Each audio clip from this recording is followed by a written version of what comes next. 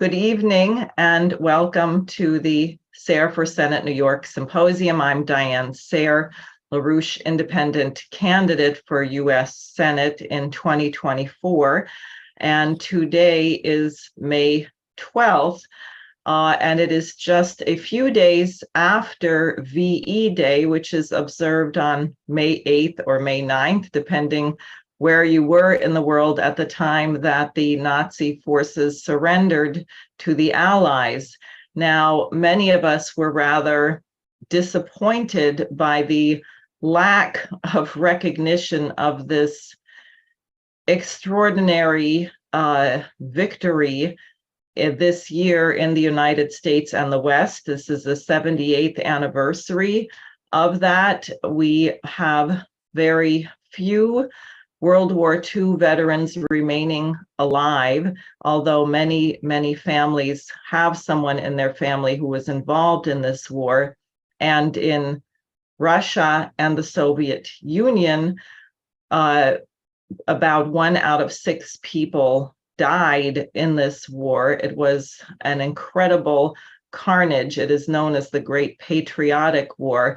There they had an enormous Victory Day parade as always, and I understand that the Biden administration did not want to allow any American World War II veterans to go over there and participate. I think this is a great loss. I think it's part of the problem of why the world is in the troubles that we are facing currently, is that we don't study our own history. We don't consider the evils that we fought, what it meant to say never again. And I think the speakers tonight will help us in remembering that. On the current situation, I'll just say, I think we have a very dangerous escalation. It was only within the last few days prior to Victory Day that 2 drones were happily stopped from destroying the Kremlin. We're over the Kremlin, and the United States has denied any foreknowledge, which is highly unlikely because Ukraine doesn't do anything without consulting with the US, UK, and NATO. If I were in the US Senate, I would say we're not going to send any more weapons to Ukraine unless we have guarantees that they're not going to be launching strikes deep into Russia, which could further escalate the danger. But instead, the British has now announced that they are going to be sending Ukraine missiles that have a range of 300 kilometers. And we know that the response in the past to Ukraine getting longer range weapons from Russia is to say, well, therefore, we're going to have to take more territory to defend ourselves. So what you have is an escalation, which is extremely dangerous.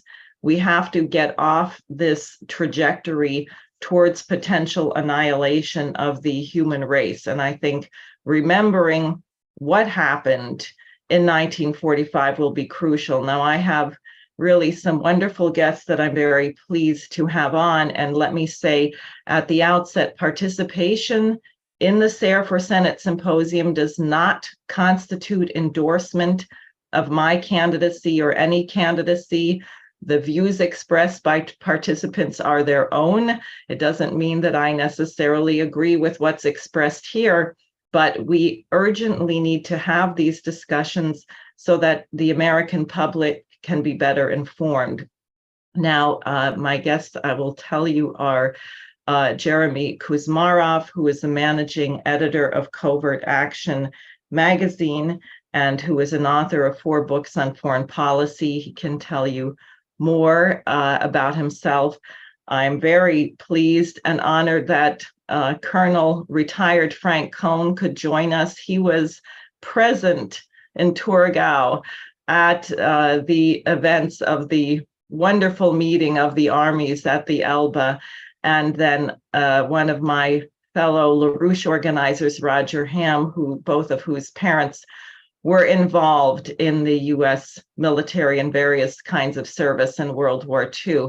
So without further delay, why don't we go to Jeremy Kuzmarov, who can give us some background and perspective for what we're looking at and where we are. Great. Well, thank you. It's really great to be here. And yeah, it's great to be with you, Mr. Khan. I'm going to pull up a PowerPoint. I'll try the share screen if that works. Oh, okay. Oh, it said host disabled. You'll enable it. Okay.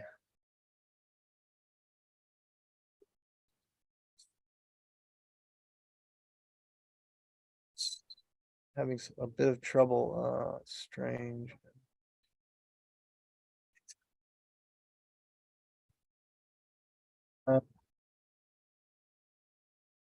Oh, okay. Yeah, I don't know. For some reason, it doesn't files. Yeah, it's odd. Wait.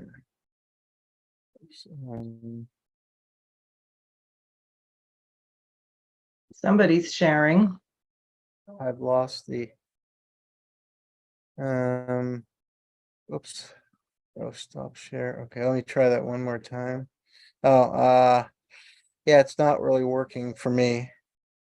Not sure why, but oh, okay. Okay, you got it there. Okay, great. Well, those are, yeah, well, there's a great quote from the famous Russian poet Yevgeny Yevtushenko. True, the great ocean, the Pacific is between us, but we will swim it. No ocean so great it cannot become an Elbe. Our common Elbe we must not betray. Russia and America swim closer. And as Diane pointed out, we need, to hear that wisdom now more than ever. And I mean, I think there's a suppressed history. We can contextualize the Elbe River meeting in a larger history of U.S. Russian cooperation that is really, I think, suppressed, unfortunately, in the United States. And we're, taught to, from the time we're young, we're taught to, think of the Russians as the enemy and the bad guys. And, in all the film, the KGB are always the bad guys. And unfortunately, I think Hollywood shapes people's perceptions more than anything else. And I think a lot of the education system is biased, even at the college level. I took courses on the history of the Cold War, and Russia is always portrayed as this kind of dark place. And, Stalin's crimes are highlighted, and nothing good comes out of Russia. And it kind of reinforces the American narrative about standing up for freedom and democracy. But I think forgotten, and of course, both countries have certain, bad aspects of their history as well as good aspects. And I mean, again, forgotten is a suppressed history.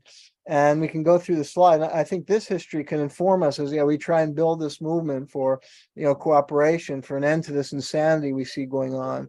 I think history can inform us, and I think there were a lot of visionaries in the United States, and in World War II and other American leaders who understood the importance of a positive relationship between the United States and Russia.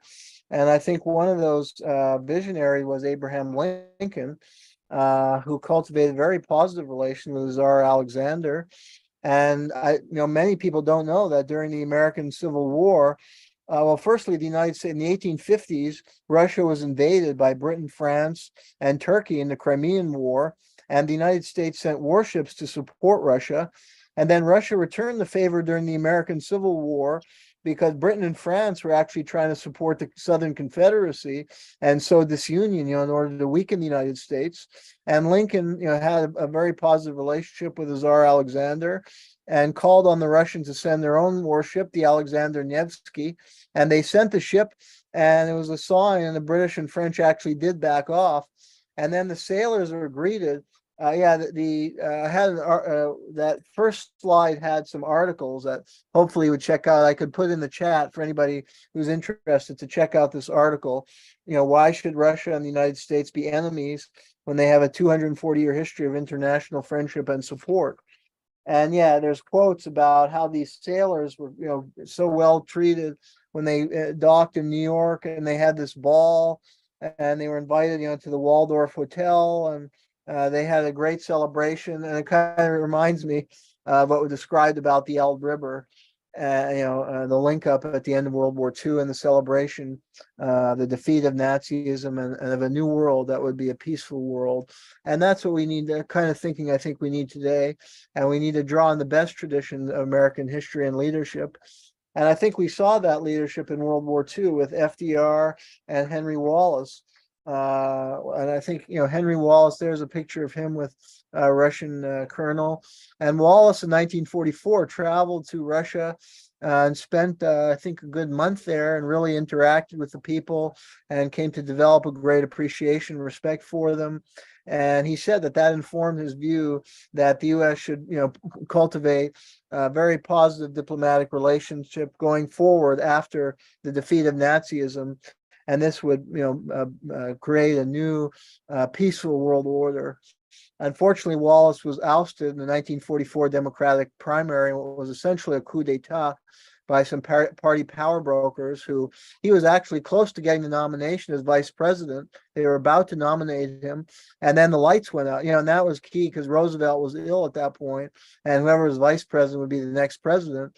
And the lights mysteriously went out. And according to legend, there was some backdoor maneuvering, and Wall Street and party power brokers and corporate interests and Southern racists removed Wallace for Truman, and he initiated the Cold War and dropped the atomic bomb and enacted the Truman Doctrine of interference in Greece.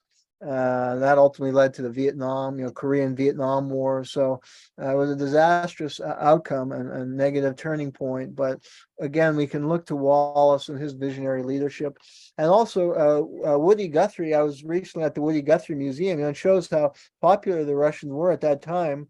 I found the song that's on display at the museum by Woody, an ode to a Russian sniper who killed allegedly over 300 Nazis in World War II. And he wrote this ode to Miss Pavlichenko, who was this Russian sniper. And Woody served in the U.S. military and the Merchant Marine in World War II. And actually, there's another song where he wasn't entirely a pacifist, although he abhorred war and its violence, but he saw that sometimes there are just one side is good and one is evil, like in World War II. And in the Korean War, there's also a song where he envisioned re-enlist. He has a dream where he re-enlists in the military and joined with the Chinese and North Korean to fight Douglas MacArthur, who he hated. So because MacArthur was threatening to drop atomic weaponry. In any event, we see that Russia was very popular in America at that time, and there was great respect for its accomplishments. And as Diane in defeating Nazi Germany, and as Diane pointed out, that's been suppressed. And a lot of textbooks now emphasize only the American role in the victory in World War II, when the Russians sustained about 80% of the casualties and did huge liberated a lot of the concentration camps. It was Russian Red Army soldiers. And again, I can end, since I don't want to take too much time, on this beautiful moment at the end of World War II, when U.S. and Russian soldiers who'd been fighting together against the evil Nazis understood the significance of that cooperation and had this beautiful meeting on the Elbe River and embraced and toasted to a world of peace that might have been. And as Diane pointed out, still yet might be today, if we have the vision to get past this madness and to build a movement for peace and cooperation and to end the insanity we see going on today. So I'll end with that. And he could, there are a few more slides, I think. And I'll put my article in Covert Action in the link in the chat so people are interested. And I also did a short piece in the Progressive about the Elbe River link up. And there are two books, I think, published on that topic. One is called When Yanks Meet Reds. And it has some of the firsthand testimonies from people who were involved in the link up. And interesting, I think it has an article from Andy Rooney. I think we see how the media landscape is so different today, because this was actually being reported very positively in the mainstream media and even in the Army newspaper at that time. And the presentation of Russia was very positive, unlike today, where we faced just a ceaseless barrage of Russophobia and accusations, many of them false and slanderous, and demonization of Russia. And that, I think, is a aberrant and abhorrent, and we need to build a movement to counter that. Well, thank you very much. There are already a lot of comments in the chat on Facebook and YouTube, and there isn't one single person who's written that they wish the war would continue. I'll put it that way. So I'm really glad. Now, I'm very honored to introduce Colonel Frank Cohn, who was there on the ground. I think Jose has some of your slides and video if you want to use any of that, but please share with us what it was like and what you can say about the meeting at the Elbe. Yes, it was a war situation, of course, and in the war situation, you only know what's going on right in front of you. You really don't know what is going on next door. So we were pretty well in the dark. We just knew our mission, and our mission was to go into the big cities, and we had personality targets and building targets. Both of those were designed to be of use to the force and in support of the prosecution of the war criminals that we were going to try to catch. And so we went from one city to the other, and we were ready to go into Kassel. By the way, that's me as an intelligence agent. You notice I don't wear any rank. I just wear US. So nobody knew that I was really a low-ranking PFC at that time. I later made staff sergeant, but not when the war was still going on. So we moved to Kassel, and before we got to Kassel, we got a change of orders. Go directly to Magdeburg because the Russians have arrived on the other side of the Elbe. At that point, they said Soviets, and we always called it the Russians because they were Russian speaking. We knew that much. We didn't know much about how the Soviet Union was organized. At this point, there's a little bit of background too that you should know. There was Nazi propaganda that was encouraging, supposedly, for us to keep fighting on across the Elbe with the Russians because they were the communists, and the Germans and us, we were on the same side, supposedly. But of course we weren't. We were on the side of the Russians. And as we moved towards Kassel, we left Kassel and took off for Magdeburg. And on the way, there were lots of, all the bridges were broken, by the way. And there were lots of detours that we had to come. And at each detour, German soldiers were coming towards us with their hands up. They were trying to give up because they wanted to eat. They were hungry, and we had to wave them off. But one thing we knew, for us, the war was over. It was obvious. Nobody was shooting at us, and we weren't shooting at anybody, and the war was finished. We got to Magdeburg, and sure enough, we were advised the Russians were right across the river. And my captain, as you can see, were Magdeburg. I was not at Torgau. Somebody else was at Torgau. And on the 25th of April, the forces of the US and the forces of the Soviet Union met at the Torgau. That was the first meeting. We were a little bit further up north at Magdeburg, and it was a few days later when we arrived at Magdeburg, probably around the 27th. I'm not sure. We never even knew what day it was when we were moving here during the war. Anyway, with the change of orders, my captain received a top secret map which showed the Soviet zone of occupation, which included Magdeburg and areas further to the west. So we were actually in the territory that the Soviets were going to occupy. And now nobody explained it to me, but I kind of understood that he was to go across with the map to tell the Soviet people, don't come across the Elbe now, later when we withdraw. That's when you come a couple of months later. The Elbe had been designated by General Eisenhower as a delineation line between the Soviet and US forces. We were not supposed to cross fighting across the Elbe, and they were not supposed to cross fighting across the Elbe either. So we were going to stay apart that way. They wanted to avoid any possibility of any incidents. And perhaps the German propaganda had something to do with that order. Now, it frustrated Patton because he couldn't get to Berlin. He always wanted to get to Berlin, but this didn't allow him to do it. Besides, General Eisenhower didn't give him the gasoline, so he was stuck with his tanks. He couldn't move. Anyway, my captain looked for an interpreter in Russian, couldn't find one. He turned to me. I was his German interpreter. He said, come with me and help me. I said, Captain, I can't help you. I know one word in Russian, tovarish, friend, that's it. I'm trying to get out of this thing because I knew I was going to be useless. Captain said, I don't care, carry the map.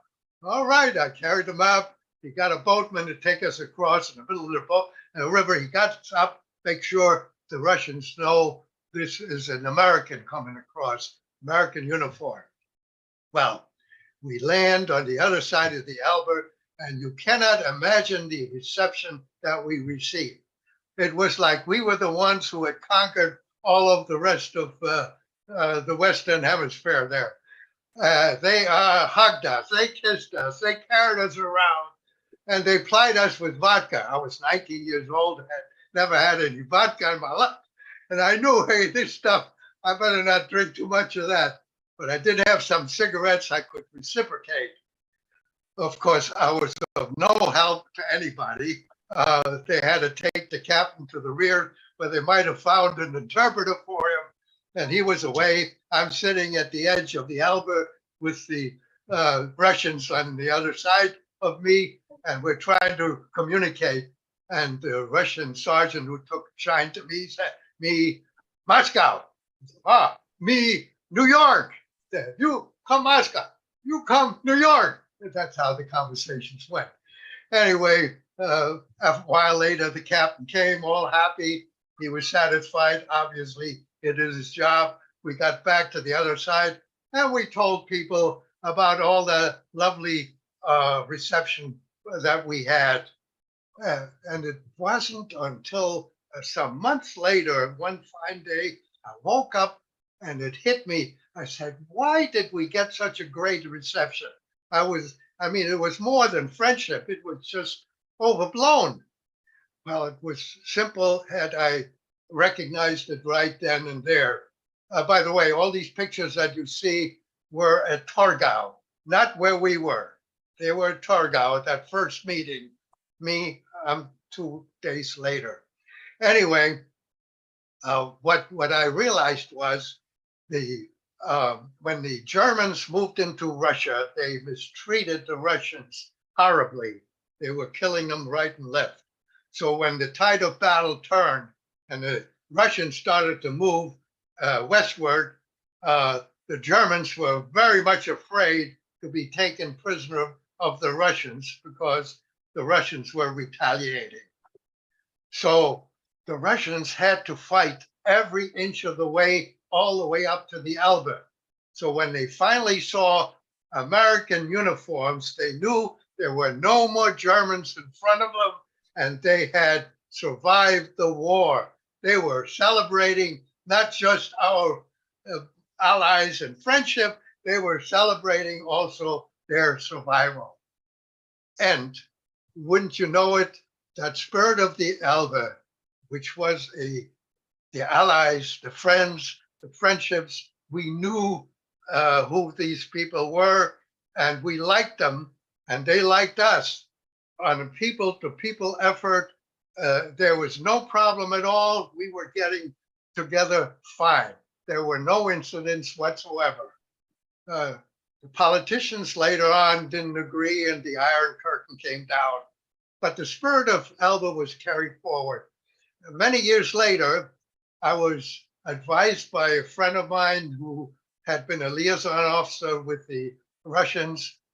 He said, "Did you know that there was a marker in Arlington Cemetery that commemorates the meeting of US and Soviet forces at Torgau?" I said, "No, I never know." But he said, "Well, the Russian ambassador holds a little get together on the 25th of April every year, and all the former Soviet republics who now are separate nations and who are still on talking terms with the Russians, they brought a wreath, and the ambassador had a wreath, and they laid wreaths at this marker on the 25th of April. Well, so I came and I looked. I said, "Oh my goodness, that's pretty good, but where are we? We weren't doing anything." So here is the marker. They have one in Russia, in outskirts of Moscow, and they have one in Arlington Cemetery. I don't know which one is which, but that is the picture of the marker. And well, I saw these big reefs, and we were a few veterans, and there were Russian schoolgirls that gave us a little flower to lay on the marker, which we did, but it didn't seem right. So I wrote to Senator John Warner and told him what it was. And the next year, well, a protocol officer came in uniform, but they didn't know, and he didn't bring a wreath. So a few years later, the thing didn't get any better. I brought a wreath. And when they saw me with my wreath, they put me #1. I was the first one, much smaller wreath, believe me, but I was the first one to lay it. They were appreciative of this gesture, and it was the right thing to do. And I did it every year until 1920, when the virus prohibited it.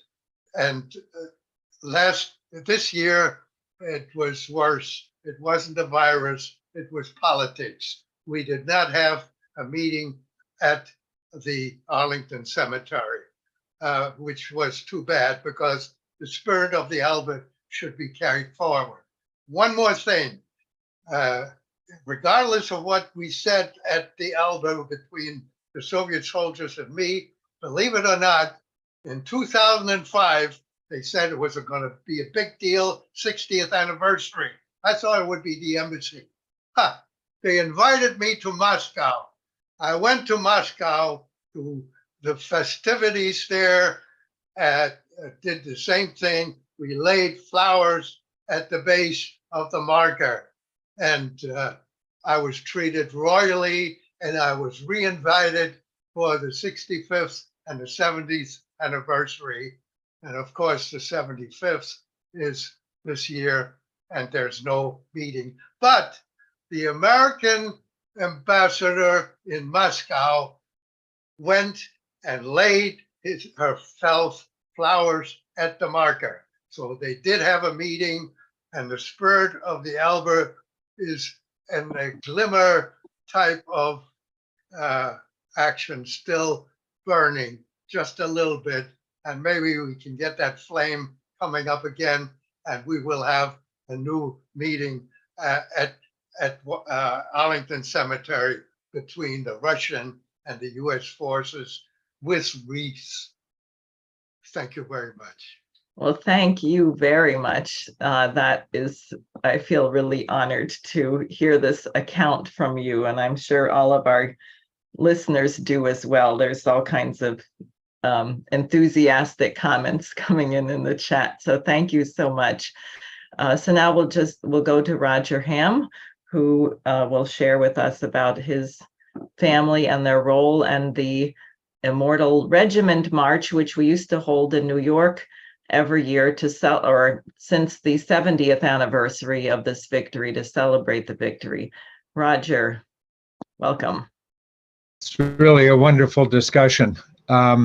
I definitely do want to talk about the Immortal Regiment that we've participated in for several years, but I just wanted to expand a little bit on certainly our relations with Russia have been very much front and center, particularly since the fighting began in Ukraine. But I was, in thinking about why we haven't been celebrating the end of World War II, I sort of made myself a list of all the wars we've been involved in ever since World War II. And the United States has basically lost every single one of them. Ever since Winston Churchill's Potsdam speech and the initiation of this policy of geopolitics, we've allied with terrorists, if that served our purposes in Syria. We've tricked countries like Saddam Hussein. We basically invited him to invade Kuwait so that we could launch a policy of destabilizing the entire region, because we thought that would be good for us geopolitically in our efforts against the Soviet Union. And that in the course of this, we've alienated most of the nations on the planet. We've squandered the extraordinary opportunity that we had coming out of World War II as the world's leading economy to actually promote economic development, to promote a peace policy that would actually benefit the people of all these nations. And instead, we've basically used them. We've launched shock and awe wars, which killed vast numbers of civilians. And we have cases like Madeleine Albright, the Secretary of State, saying, yeah, it was worth killing 500,000 Iraqi children. And so we have to really see the current situation in that context, that not only have we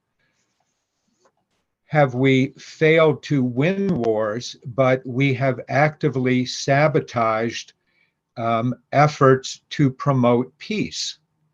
Most notably, I would point to when the Berlin Wall fell in 1989 and the Warsaw Pact was officially dissolved in 1991, that rather than taking that opportunity to say, let's create relations based on the benefit of the other, where we would actually work to win the peace.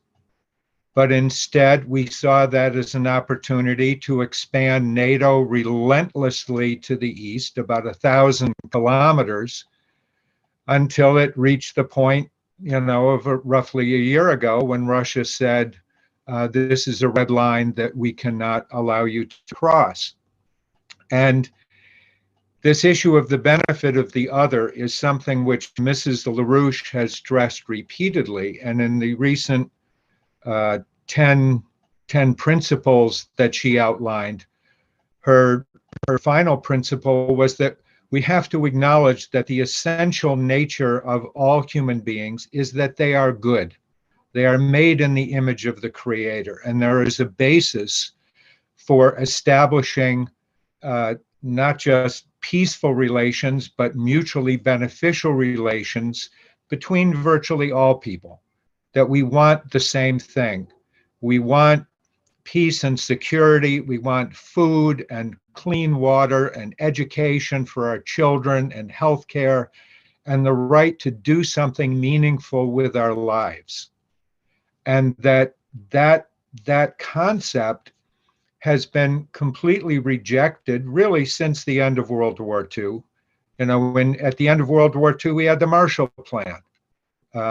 MacArthur recognized that if we're going to really end Japanese militarism, that we had to help create a new society that was based on the freedom of the individual, of democratic principles.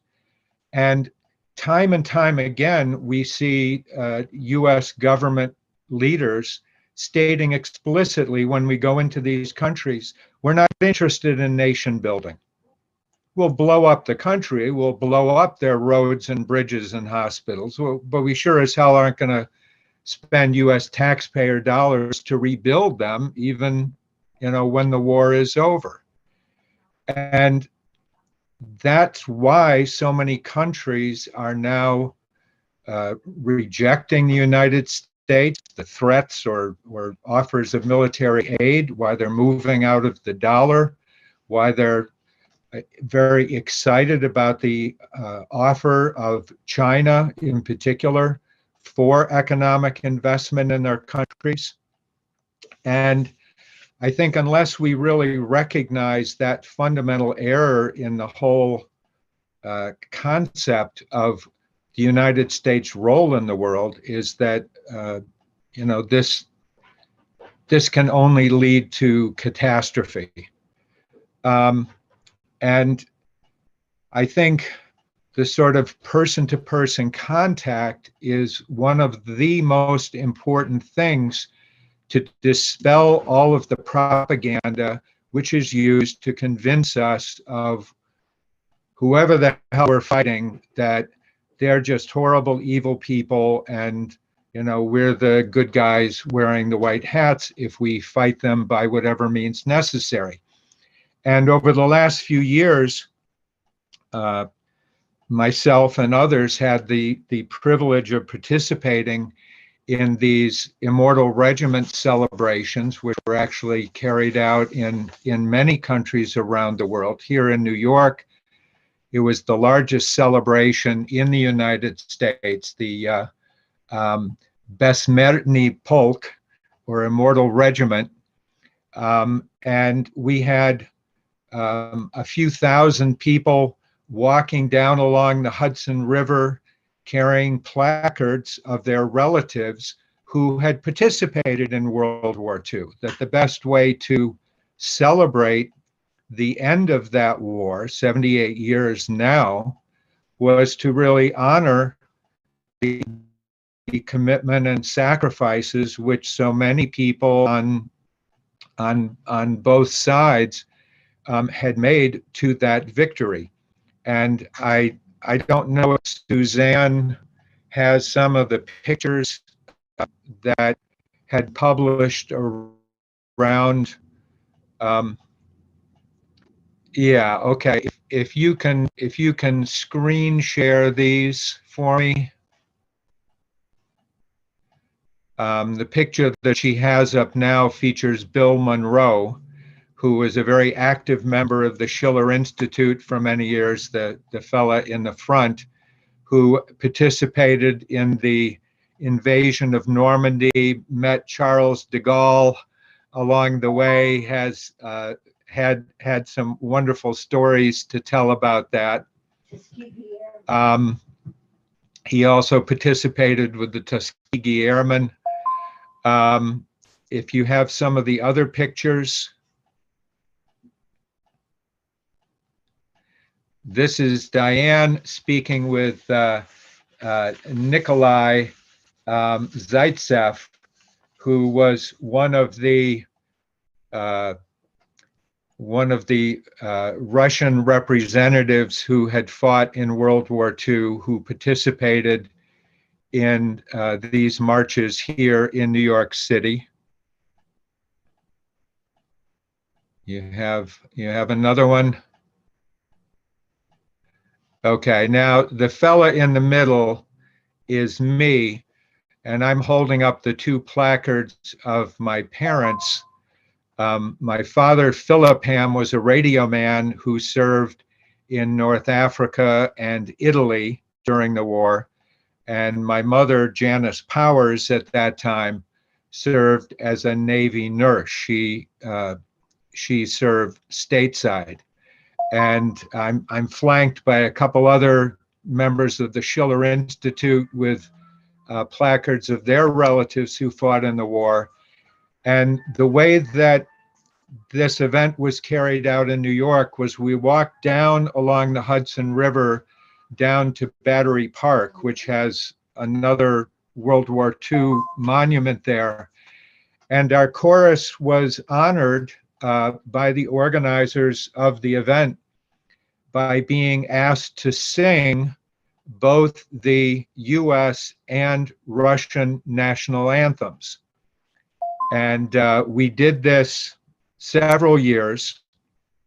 And the Russian Americans, who made up most of the crowd, were thrilled that there were non-Russian Americans who recognized the sacrifice that they had made for this effort and deeply appreciated the support that we gave and the respect that we had for this event.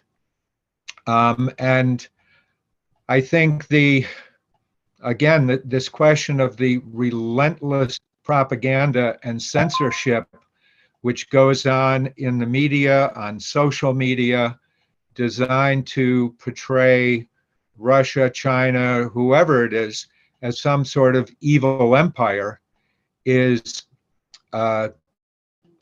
just incredibly destructive. And the Schiller Institute, we not only participated in the Immortal Regiments, but we've had a number of events at the Teardrop Memorial in Bayonne, New Jersey, which was a gift of the Russian people to the United States after 9/11, jointly recognizing the victims of terrorism worldwide, and that's the real enemy, and that we should be united in working to eliminate that and create the kind of relations among nations that's really befitting that image of man. So that's all I would like to say.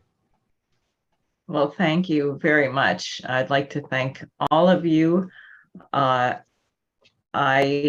think that what Colonel Cohn said about this spirit of the Elbe urgently has to be rekindled. The thing that strikes me, and also from the large number of people that I interface in organizing in the streets or going to meetings, but in the last months, what I've encountered among Americans is a very deep pessimism.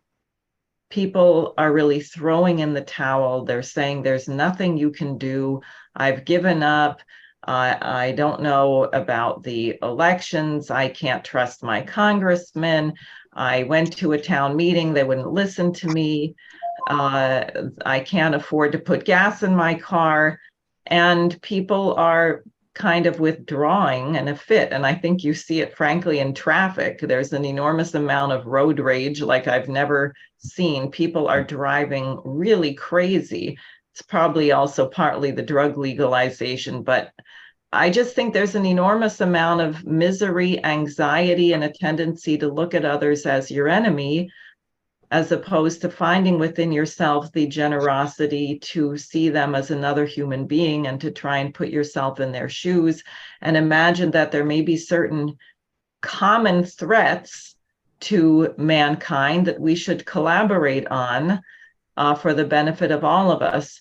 So, Colonel Cohn, I'd just like to turn to you if you have additional thoughts that have been incited by what you've heard or more that you'd like to add. Well, one thing that came in mind when the Marshall Plan was mentioned, we learned from history there. After World War I, there was that Versailles Treaty, which was designed to give retribution for Germany to have started the war. And they were assessed fines that were beyond their capability, and it ended up in a terrible inflation where a loaf of bread cost $1 million. And this fella Hitler came in and he exploited that, and he showed, he told that everything was, at that point, he blamed the Jews for it, and that's what happened with the Jews later on. But we learned from the Versailles Treaty, when we finished the war, we weren't going to do the same thing again and end up in a similar situation. Well, what we did at that point is we came up with a Marshall Plan, and the enemies, Germany and Japan, ended up our friends. And they certainly are our friends right now. So one fine day, we did learn from history. And I think history is the big key. History has to be taught, and history has to be able to be digested by the younger ones so they understand whatever mistakes were made in the past and try not to repeat the same darn thing.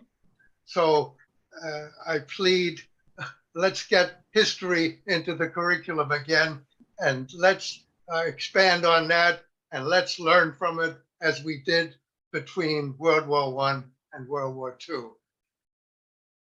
Yes, thanks. I agree. Jeremy,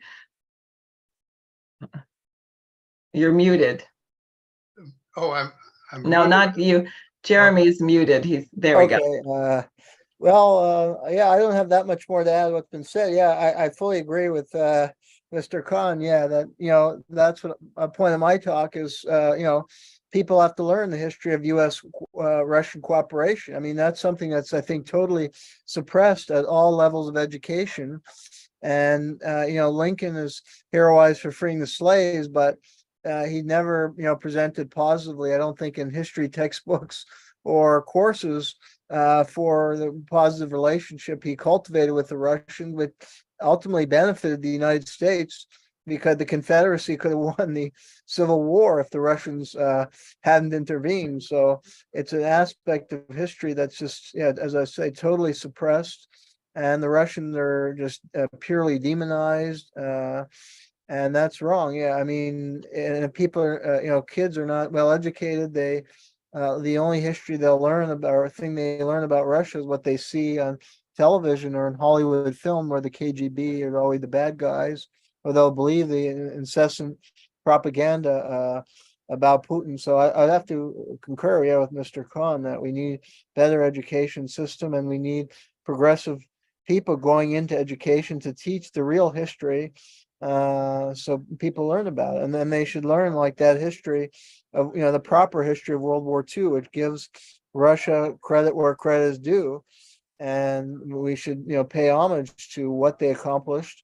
And, they should never be our enemy, a country that carried out that. I mean, Douglas MacArthur himself called it the most brilliant, I think, military achievement in all of history, defeating the mighty Nazi army and sustaining 20 to 25 million casualties. You can't ask for greater heroism in all of history. And that, is a country that should command respect. And we also should know who we're messing with.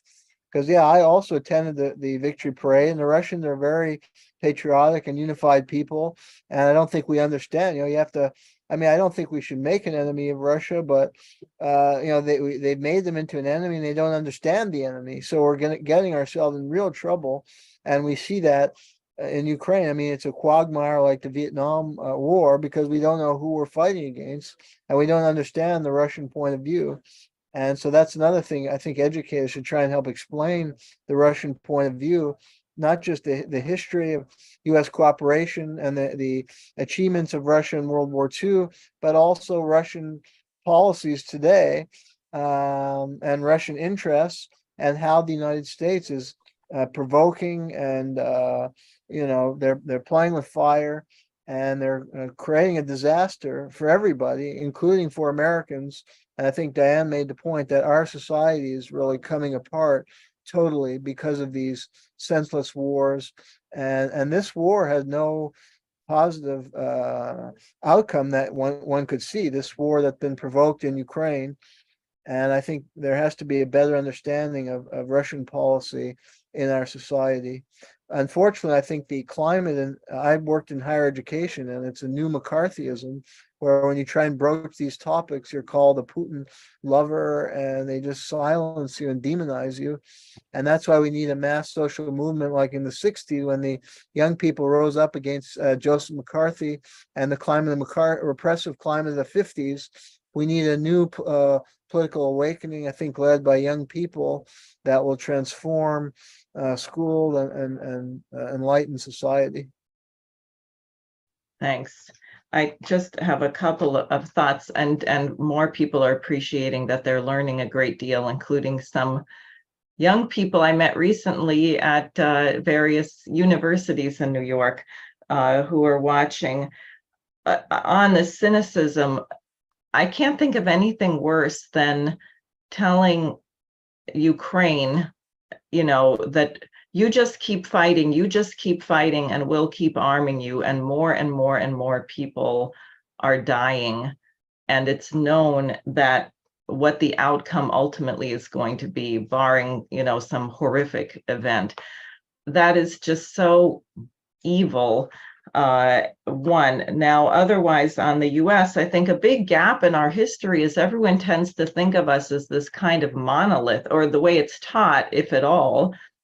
We're just this monolith. We never had anything to do with anyone else in the world. We just emerged. We beat the British Empire, and then we became the greatest nation on earth, or something like that. There's nothing about Catherine the Great and the League of Armed Neutrality. There's nothing about what the Chinese apparently were the first to figure out how to, create iron, and came and worked with us, or the Chinese that came and built the Transcontinental Railroad, or any of these things that we did, that people in the world have been working together against oppression for millennia, but we don't know it.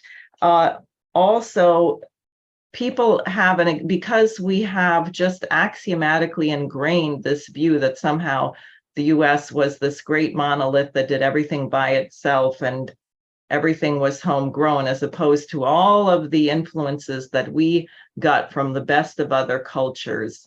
I myself it just hadn't occurred to me, but I was curious one day, because we're running around the world talking about democracy.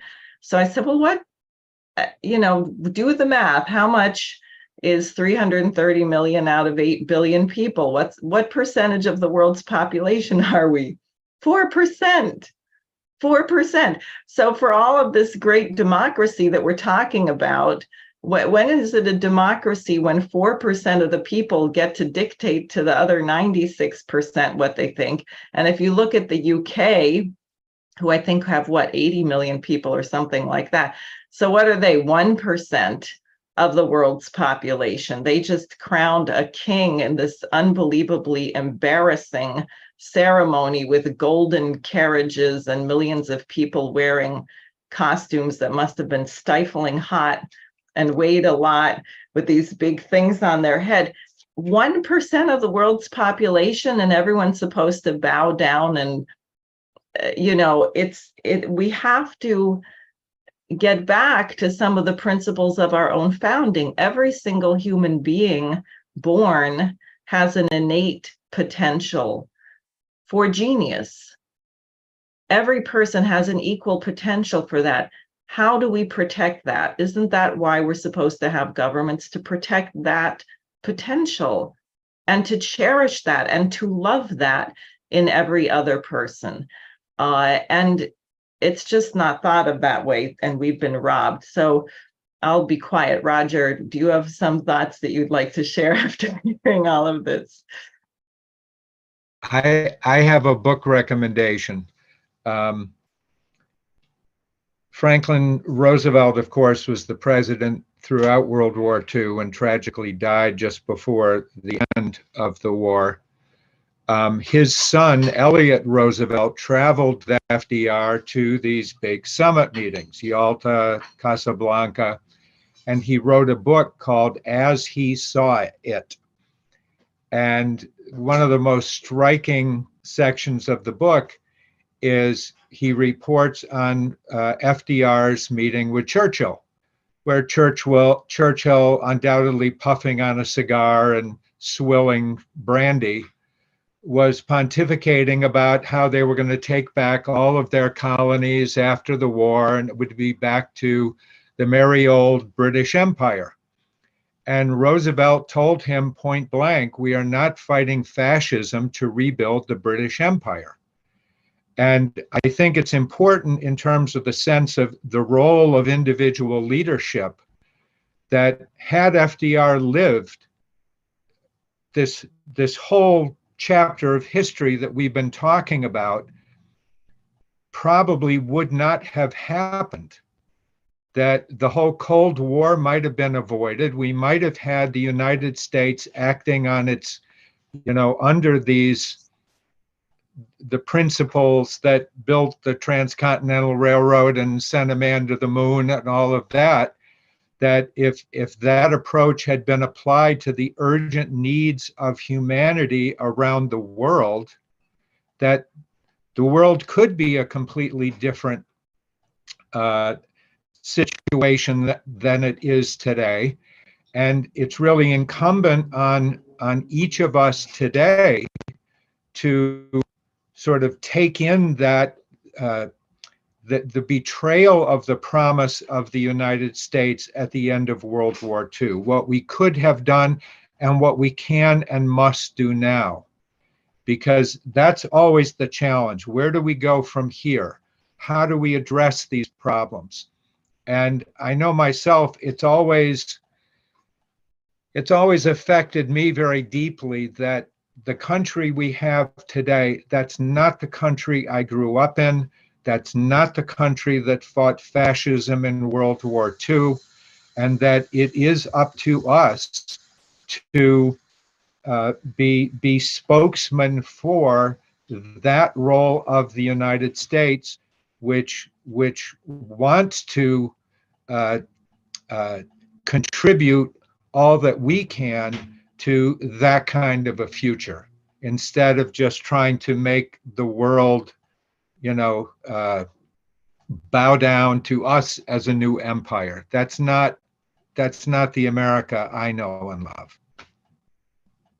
Thank you. So I think we're going to wrap up, and I'm going to let the Colonel have the last word. And Jeremy, I just wanted to ask you if you have anything else, any other thoughts you want to express before I do that.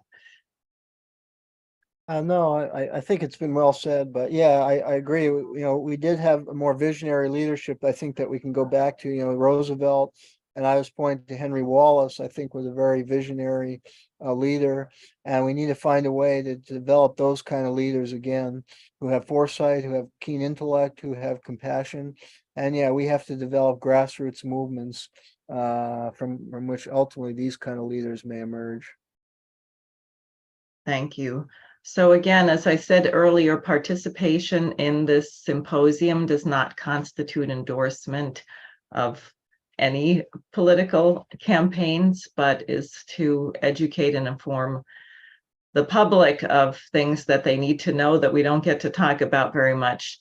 So with that, I'd like to wrap up, and I will ask the Colonel to say whatever he thinks everyone should know. Well, of course, whenever you hear things, things get into your mind. When we talked about Roosevelt, while we didn't know much what was going on in this world while we were fighting the war, we certainly heard about the president dying. And it was like my father dying. I mean, we were crying, actually, when we heard this. It really got you, because he was our president. He was the only president I really knew as I was growing up. So it was a father image. That was the first point. And the second point was I was in the Vietnam War. And when you look at the Vietnam War, I don't even want to talk about it, because it was such a waste of time and effort and lives. It was a terrible thing. There was no question that was a misstep all the way from the first points of what was thrown out as to who we were fighting and what we were fighting for. None of it really ended up making any sense. So in that respect, I must bow to what was said here in the conference here that we had. My last point is the great generation that I was in. I don't know if we were so great. We were just doing our job, but it's finished. We're done for. What has to happen now is the next generations have to step up and, as I stated, learn the history. Don't make the same darn mistakes over again. Avoid them and get this country to go ahead and be a beacon of light. Even though we're only 3%, we can light a beacon and we can throw it around and say, hey, fellas, look what we're doing, but only if we're doing the right thing. So hopefully we will get that generation to move in and take over and do the right thing eventually. I hope so. Amen. Amen. Thank you very much. That was very wise advice to send us off. So I'd like to thank all of you for participating. And with any luck, I hope to have another symposium next Friday. And we'll be talking soon. Thank you.